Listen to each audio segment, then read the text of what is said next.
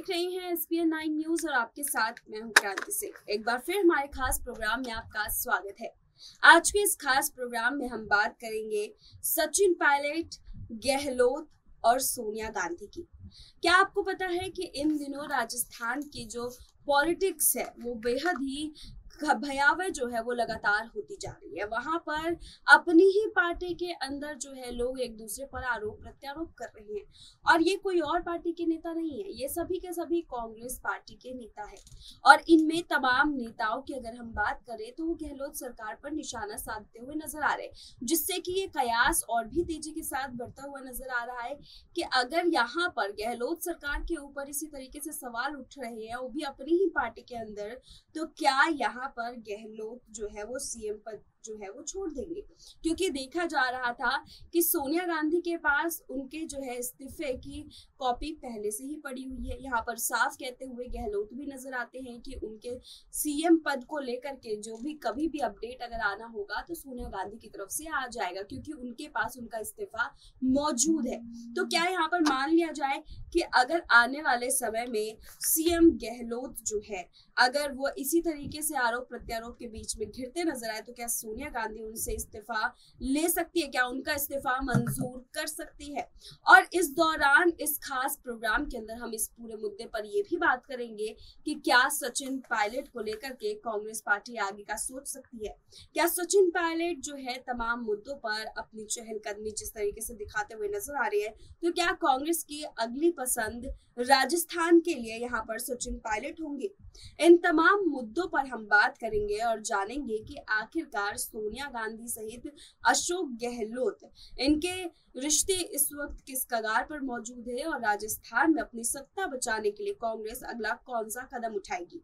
तो चलिए इस पूरे मुद्दे पर इस खास प्रोग्राम के तहत हम बात करते हैं और जानते हैं कि आखिरकार कैसे इस पूरे मामले में गहलोत सरकार जो है वो अगला कदम उठाएगी और अपने ऊपर जो है आरोप प्रत्यारोप का ये पूरा ब्यौरा खत्म करने की कोशिश करेगी। देखिए हमारी ये रिपोर्ट। राजस्थान की जो सियासत है उस सियासत की अगर हम बात करें तो वहां पर लगातार देखा जा रहा है कि किस तरीके से सीएम गहलोत को बार बार खुद कांग्रेस के नेताओं के द्वारा कभी निशाना बनाया जाता है तो कभी सोनिया गांधी के बयानों में झलकता है, तो कहीं कहीं पर अशोक गहलोत खुद भी साफ करते हुए नजर आते हैं कि जल्द ही सियासत की जो ये सत्ता है वो उनके हाथ से चली जाएगी। बहुत बार देखा गया है कि राजस्थान के भरतपुर में अभी अगर हम बात कर ले हाल ही की तो यहाँ पर भरतपुर में अवैध खनन के खिलाफ एक साधु ने आत्मदाह की कोशिश की तो सियासी हंगामा खड़ा हो गया। मुख्यमंत्री अशोक गहलोत ने खनन माफियाओं के खिलाफ अभियान चलाने के निर्देश दे दिए। अब इसी मुद्दे को लेकर कांग्रेस के ही पूर्व मंत्री और वरिष्ठ विधायक भरत सिंह ने अपनी ही सरकार के खिलाफ मोर्चा खोल दिया। कांग्रेस विधायक भरत सिंह ने मुख्यमंत्री अशोक गहलोत को पत्र लिखते हुए कहा कि राजस्थान का सबसे बड़ा खनन माफिया राजस्थान का खनन मंत्री प्रमोद जैन भैया ही हैं। कोटा के सांगौद से विधायक ने कहावत में कहा कि कोख में छोरा और शहर में ढिंढोरा, यानी राजस्थान का सबसे बड़ा खान माफिया खान मंत्री प्रमोद जैन भैया बैठा है और कलेक्टर एसपी को खान माफियाओं के खिलाफ कार्रवाई के निर्देश दे रहे हो। कांग्रेस विधायक अपने आरोपों में कह रहे हैं कि भ्रष्ट अधिकारियों को चुन चुन कर पदस्थापित किया जाता है। इसके बारे में आपको कई बार पत्र लिख दिया मगर कार्रवाई नहीं करते हो।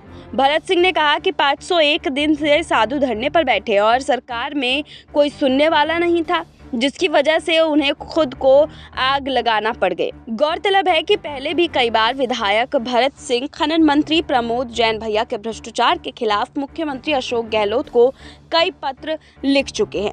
अब ऐसे में देखा ये गया है कि जहां पर खुद ही के जो नेता हैं वो आरोप लगाते हुए आ रहे हैं, वहीं दूसरी तरफ अगर हम बात कर ले अशोक गहलोत की तो वो भी बीते दिनों ऐसे ही बयानबाजी करते हुए नजर आ रहे थे, जिसमें वो साफ तौर पर कह रहे थे कि यहाँ जो है तमाम मुद्दे यहाँ पर इसलिए बिठाई जाती है क्योंकि किसी को पसंद नहीं आ रहा है कि वो सत्ता में है।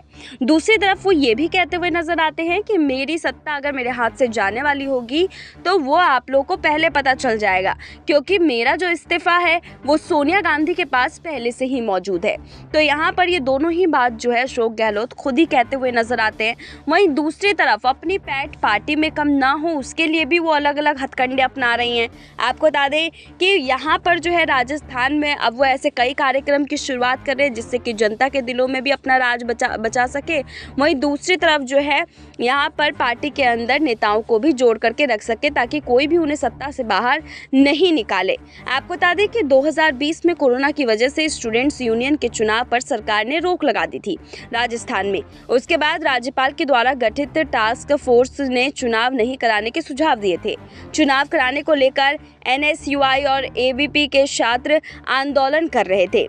यहाँ पर देखा गया ये कि इन तमाम मुद्दों में 2 साल बाद छात्र संघ चुनाव करवाने की तैयारी शुरू हो गई है। शुक्रवार को ही मुख्यमंत्री अशोक गहलोत ने छात्र संघ चुनाव को हरी झंडी दे दी। अब अगस्त महीने के दौरान राजस्थान में छात्र संघ चुनाव कराए जा सकते हैं। चुनाव का ऐलान करते हुए सीएम गहलोत ने कहा कि सभी विद्यार्थी और संगठन संबंधित कॉलेज और यूनिवर्सिटी की गाइडलाइंस का पालन करते हुए उत्साह से चुनावों में भाग ले। यहाँ पर आप देख सकते हैं कि सीएम गहलोत जो है इन तमाम मुद्दों पर भी अब सक्रिय होते हुए नजर आ रही हैं। देखा जा रहा था कि यहाँ पर सीएम गहलोत जो है वो बीते दिन काफी ज्यादा इन तमाम मुद्दों से हटे नजर आ रहे थे, वहीं अब इन तमाम मुद्दों में अपनी पैठ बनाते हुए नजर आ रहे हैं।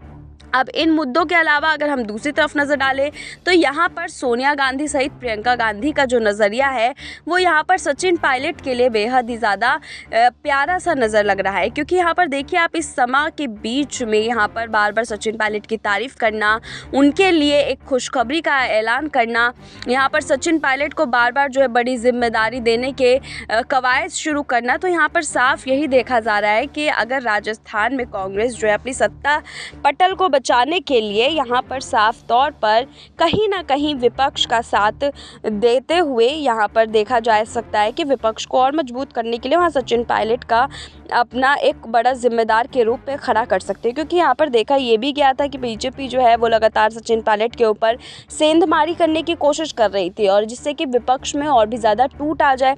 वहीं दूसरी तरफ जो है कांग्रेस की नेता सोनिया गांधी की तरफ से ये भी कोशिश की गई है कि यहाँ पर सचिन पायलट को अपने साथ बांध करके ही रखा जाए ताकि आने वाले समय में सचिन पायलट को जो है आगे करा जाए और यहाँ पर बीजेपी को बड़ा झटका दिया जाए।